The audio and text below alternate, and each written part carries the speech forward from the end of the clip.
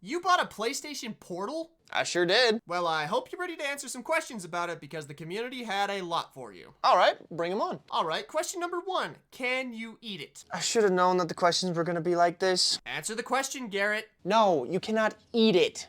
Great. Now tell me, why does the PlayStation Portal even exist? Who is it for? Let me save that for the end when I tell you whether or not I would actually recommend this for casual gamers.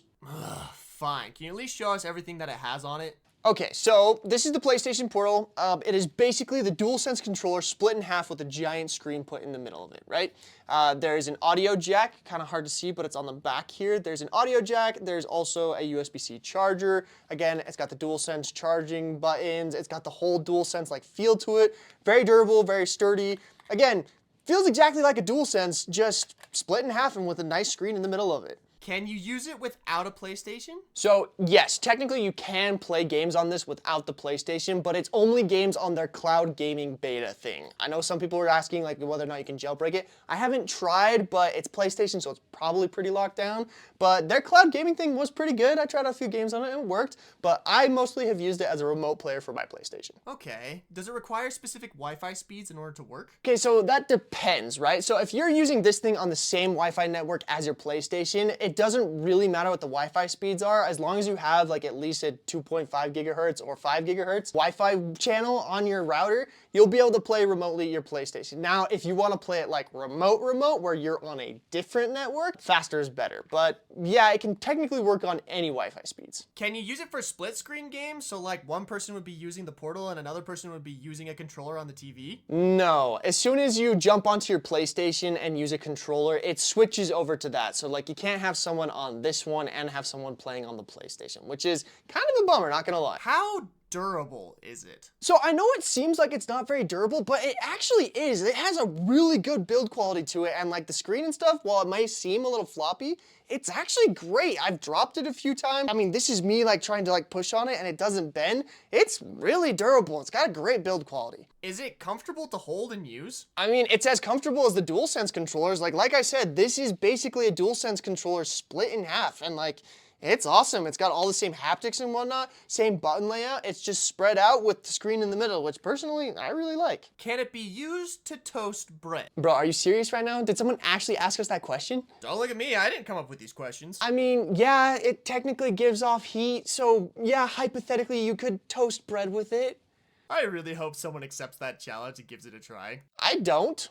So why would somebody get this instead of a Backbone or a Nintendo Switch? Okay, let me compare this thing to a Switch and a phone really fast, because I think this will help you understand why I got this instead of a Backbone. Here's what it looks like lined up against the Nintendo Switch, okay? You can kind of see that the screen sizes are almost identical, but it's actually a little bit bigger. So the Switch is not as big as this, and these controllers are way more comfortable than the Switch ones, not gonna lie. And then I've got this little thing, which is roughly the size of like a phone screen, and like, look at how that compares to the screen size of the PlayStation Portal. Like, I'm sorry, but this is just a much better screen than what you're gonna get on a Backbone. So therein was kind of my reasoning for wanting to get this. This screen is awesome. It's way better than what you would get on like a phone or anything, and like the resolution and the refresh rate is gonna be way better than what you get on a mobile phone. And then again, this is for PlayStation, so like, I'm able to play Helldivers on this thing, which is one of the big reasons I got it. And you can't do that with a Nintendo Switch, so that was one of the reasons why I got this instead of like a Backbone. What's the Wi-Fi range on this thing before it no longer works? So again, if you're on the same Wi-Fi network, as long as the Wi-Fi can reach it, you can play your PlayStation remotely using this thing as long as you're within range of Wi-Fi. But if you go onto another network, which is possible, you can go onto another network and connect to your PlayStation here, which is again something I want to talk about at the end here. You can use this anywhere you get Wi-Fi connection. All right, last question, and I think this is the one that everyone's been waiting for.